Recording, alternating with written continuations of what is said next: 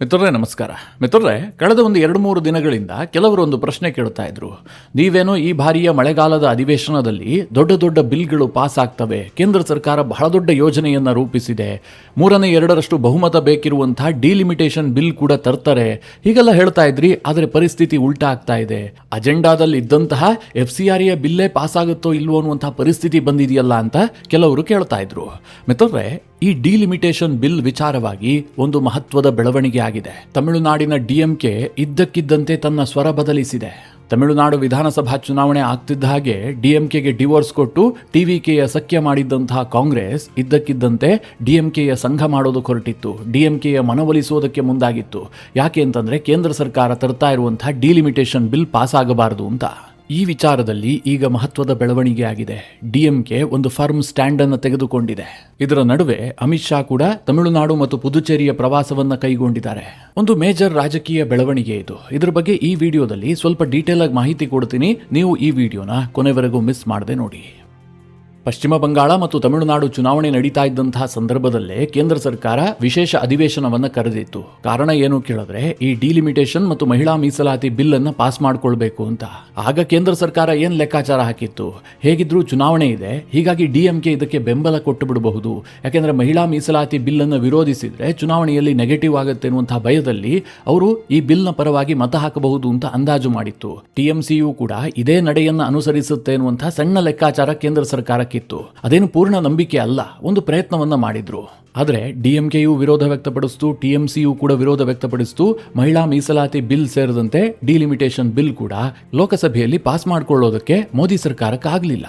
ಅದಾದ ಮೇಲೆ ಏನೇನಾಯ್ತು ಅಂತ ನಿಮಗೆಲ್ಲ ಗೊತ್ತು. ನಾನೇನು ವಿವರಣೆ ಕೊಡೋದಕ್ಕೆ ಹೋಗೋದಿಲ್ಲ. ಒಂದು ಕಡೆ TMCಯನ್ನ ವಿಭಜಿಸಲಾಯಿತು. ಅಲ್ಲಿಂದ 20 ಸಂಸದರು ಹೊರಬಂದ್ರು. ಅವರು NCPI ಅನ್ನುವಂತಹ ಪಕ್ಷದೊಂದಿಗೆ ವಿಲೀನ ಮಾಡಿಕೊಂಡ್ರು. ಈಗ ಅವರು NDA ಜೊತೆಗಿದ್ದಾರೆ. ಅವರು NDA ಸಭೆಯಲ್ಲೂ ಭಾಗವಹಿಸ್ತಾರೆ. ಪ್ರಧಾನಿ ನರೇಂದ್ರ ಮೋದಿ ಅವರನ್ನ ವಿಶೇಷವಾಗಿ ಹೋಗಿ ಭೇಟಿ ಮಾಡ್ತಾರೆ. ಅಷ್ಟು ಮಾತ್ರ ಅಲ್ಲ, ಮಾಧ್ಯಮದ ಮುಂದೆ ಬಂದು ಪ್ರಧಾನಿಯವರನ್ನ ಹೊಗಳೋದಕ್ಕೂ ಶುರು ಮಾಡಿದ್ದಾರೆ. ನಾವು ಇಂತಹದ್ದನ್ನೆಲ್ಲ ನೋಡೇ ಇರಲಿಲ್ಲ. ಈಗ ಸರ್ಕಾರದ ಜೊತೆಗೆ ಕೆಲಸ ಮಾಡುವಂತಹ ಅವಕಾಶ ಸಿಕ್ಕಿದೆ, ಪ್ರೊಡಕ್ಟಿವಿಟಿ ಹೆಚ್ಚು ಮಾಡೋದಕ್ಕಿದು ಸಹಕಾರಿ, ಹೀಗೆಲ್ಲ ಮಾತನಾಡೋದಕ್ಕೆ ಶುರು ಮಾಡಿದ್ದಾರೆ. ಯಾರು? ಸಯಾನಿ ಘೋಷ್ನಂತಹ ಸಂಸದೆ.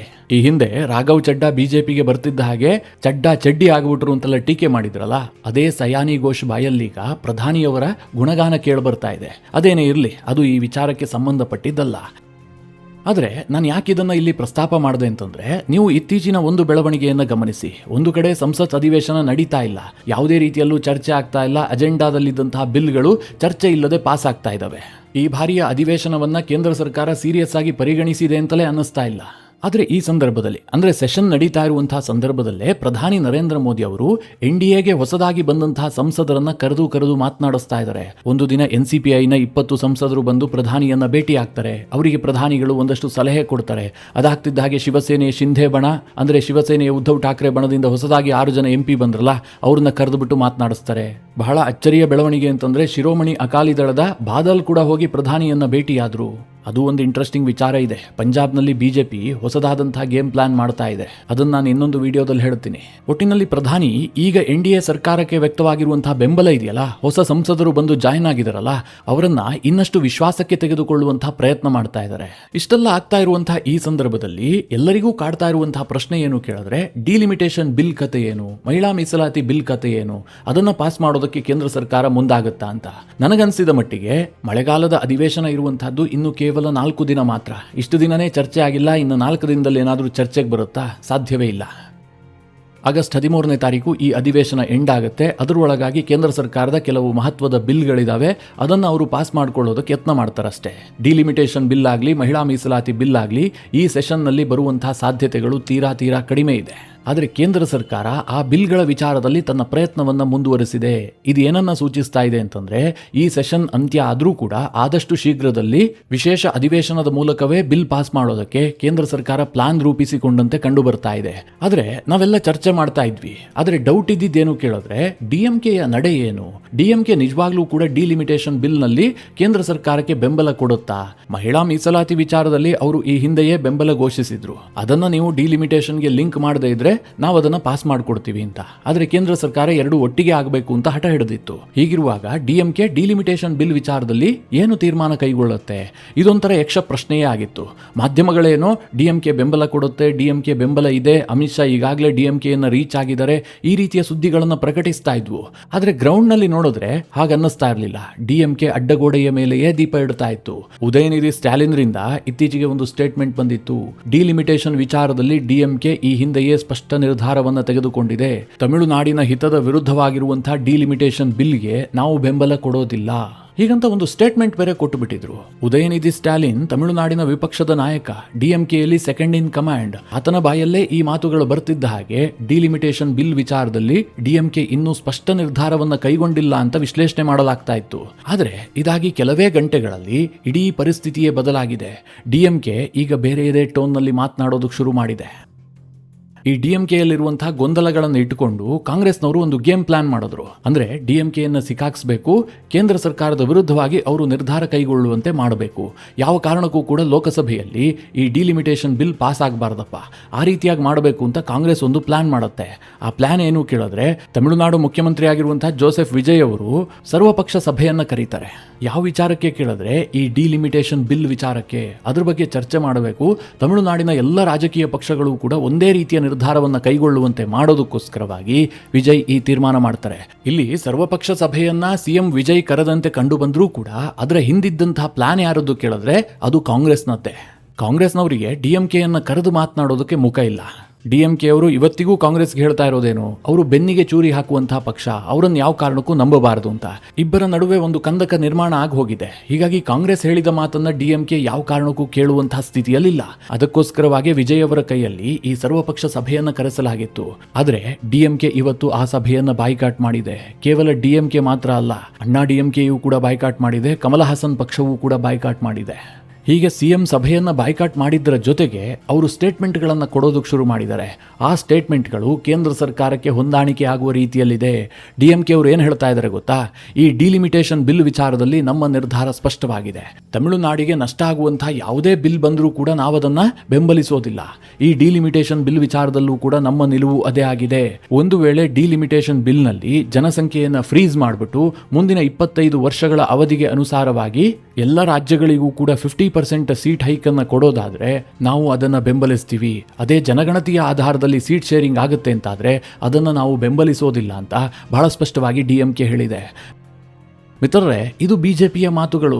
ಕಳೆದ ಬಾರಿ ಲೋಕಸಭೆಯಲ್ಲಿ ಬಿಲ್ ಮಂಡನೆ ಆಗಿತ್ತಲ್ಲ, ಆಗ ಅಮಿತ್ ಶಾ ಏನು ಹೇಳಿದ್ರು, ನಾವು ಜನಗಣತಿಯ ಆಧಾರದಲ್ಲಿ ಸೀಟ್ ಹೆಚ್ಚಿಸೋದಿಲ್ಲ, ಬದಲಾಗಿ ಈಗೇನು ಸೀಟ್ಗಳಿದಾವಲ್ಲ, ತಮಿಳುನಾಡಿಗೆ 39 ಲೋಕಸಭಾ ಕ್ಷೇತ್ರಗಳಿದಾವೆ, ಅದಕ್ಕೆ 50% ಹೆಚ್ಚುವರಿಯಾಗಿ ಕೊಡ್ತೀವಿ. ಕರ್ನಾಟಕಕ್ಕೂ ಇದೇ ಆಗುತ್ತೆ, ಆಂಧ್ರಕ್ಕೂ ಇದೇ ಆಗುತ್ತೆ, ಉತ್ತರ ಪ್ರದೇಶ ಬಿಹಾರಕ್ಕೂ ಕೂಡ ಹೀಗೆ ಆಗುತ್ತೆ.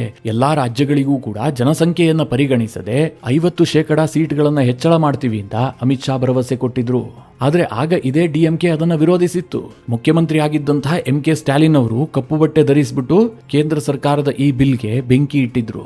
ಆದರೆ ಈಗ ಪರಿಸ್ಥಿತಿ ಹೇಗಾಗಿದೆ ಅಂತಂದ್ರೆ, ಡಿಎಂಕೆ ಅವರು ಹೇಳ್ತಾ ಇದ್ದಾರೆ, ಒಂದು ವೇಳೆ 50% ಹೈಕನ್ನು ಕೊಟ್ಟಿದ್ದೆ ಆದರೆ ಯಾವುದೇ ಅನ್ಯಾಯ ಆಗೋದಿಲ್ಲಪ್ಪ, ಜನಸಂಖ್ಯೆಯನ್ನು ನಾವು ಪರಿಗಣಿಸದೆ ಈಗ ತಮಿಳುನಾಡಿಗೆ 39 ಲೋಕಸಭಾ ಕ್ಷೇತ್ರಗಳಿದಾವೆ, ಇದನ್ನು ನಾವು 50% ಏರಿಸುವ ಮೂಲಕ 59ಕ್ಕೆ ಏರಿಸ್ತೀವಿ. ಈ ತೀರ್ಮಾನ ಮಾಡಿದ್ದೆ ಆದರೆ ನಮ್ಮ ಬೆಂಬಲ ಇರುತ್ತೆ ಅಂತ ಅವ್ರು ಹೇಳ್ತಾ ಇದ್ದಾರೆ. ಅಂದ್ರೆ ಅರ್ಥ ಮಾಡ್ಕೊಳ್ಳಿ, ಡಿಎಂಕೆ ಈ ಬಿಲ್ ವಿಚಾರದಲ್ಲಿ ನೇರವಾಗಿ ಬೆಂಬಲ ಕೊಡೋದಕ್ಕೆ ಶುರು ಮಾಡಿದೆ. ಇದು ಕಾಂಗ್ರೆಸ್ಗೆ ಬಹಳ ದೊಡ್ಡ ಹಿನ್ನಡೆ. ಯಾಕೆ ಕೇಳಿದ್ರೆ, ಕಾಂಗ್ರೆಸ್ಗೆ ಇದ್ದಂತಹ ಆಶಾವಾದ ಒಂದೇ, ಅದು ಡಿಎಂಕೆ ಈ ಬಿಲ್ ಅನ್ನು ವಿರೋಧಿಸಿದ್ದೆ ಆದ್ರೆ ಕೇಂದ್ರ ಸರ್ಕಾರ ಇದನ್ನ ಪಾಸ್ ಮಾಡೋದಕ್ಕೆ ಸಾಧ್ಯವೇ ಇಲ್ಲ ಅಂತ. ಆದ್ರೆ ಕಾಂಗ್ರೆಸ್ ಮಾತನ್ನ ಈಗ ಡಿಎಂಕೆ ಕೇಳೋದಕ್ಕೆ ಸಿದ್ಧ ಇಲ್ಲ. ಅವರು ಕೇಂದ್ರ ಸರ್ಕಾರಕ್ಕೆ ಬೆಂಬಲ ಕೊಡೋದಕ್ಕೆ ತೀರ್ಮಾನಿಸಿದರೆ ಅವರಿಂದ ಆ ರೀತಿಯ ಹೇಳಿಕೆಗಳು ಕೂಡ ಬರೋದಕ್ಕೆ ಶುರುವಾಗಿದೆ. ಕೇಂದ್ರ ಗೃಹ ಸಚಿವ ಅಮಿತ್ ಶಾ 2 ದಿನಗಳ ತಮಿಳುನಾಡು ಪ್ರವಾಸದಲ್ಲಿದ್ದಾರೆ. ಶಾ ತಮಿಳುನಾಡಿನಲ್ಲಿರುವಂತಹ ಈ ಸಂದರ್ಭದಲ್ಲೇ ಈ ಬೆಳವಣಿಗೆಗಳಾಗಿರೋದು ಬಹಳ ಅಚ್ಚರಿಗೆ ಕಾರಣ ಆಗಿದೆ. ಒಂದು ಕಡೆ ಪ್ರಧಾನಿ ನರೇಂದ್ರ ಮೋದಿ ಅವರು ಹೊಸದಾಗಿ NDAಗೆ ಸೇರ್ಪಡೆಗೊಂಡಂತಹ ಎಂಪಿಗಳನ್ನು ಹಿಡಿದಿಟ್ಟುಕೊಳ್ತಾ ಇದ್ದಾರೆ. ಅಂದ್ರೆ ಸಿಕ್ಕಂತಹ ಬೆಂಬಲ ಕೈ ತಪ್ಪಿ ಹೋಗಬಾರದು, ಅದಕ್ಕೆ ಪ್ರಯತ್ನ ಪಡ್ತಾ ಇದ್ದಾರೆ. ಇನ್ನೊಂದು ಕಡೆ DMK NCP ಅಂತಹ ಪಕ್ಷಗಳು ಯಾವ ಕಡೆಗೆ ವಾಲ್ತವೆ ಅಂತಲೇ ಗೊತ್ತಿಲ್ವಲ್ಲ, ಅದನ್ನೆಲ್ಲ ಸೆಟಲ್ ಮಾಡುವ ಕೆಲಸವನ್ನ ಅಮಿತ್ ಶಾ ಮಾಡ್ತಾ ಇದ್ದಾರೆ. ಮಿತ್ರರೇ, ಇದನ್ನೆಲ್ಲ ಹೇಳಿದಂತಹ ಸಂದರ್ಭದಲ್ಲಿ DMK ಬೆಂಬಲ ಕೊಡ್ತಿದ್ದ ಹಾಗೆ ಡಿಲಿಮಿಟೇಷನ್ ಬಿಲ್ ಪಾಸ್ ಆಗ್ಬಿಡುತ್ತಾ, ಕೇಂದ್ರ ಸರ್ಕಾರ ಈಸಿಯಾಗಿ ಆ ಕಾನೂನನ್ನು ಜಾರಿ ಮಾಡೋದಕ್ಕೆ ಸಾಧ್ಯ ಆಗುತ್ತಾ ಅಂತ ನಿಮಗೆ ಅನ್ನಿಸಬಹುದು. ಆಗತ್ತೆ. ಕೇಂದ್ರ ಸರ್ಕಾರ ಬಹುತೇಕ ಆ ಮ್ಯಾಜಿಕ್ ನಂಬರ್ ಹತ್ತಿರ ಬಂದುಬಿಟ್ಟಿದೆ.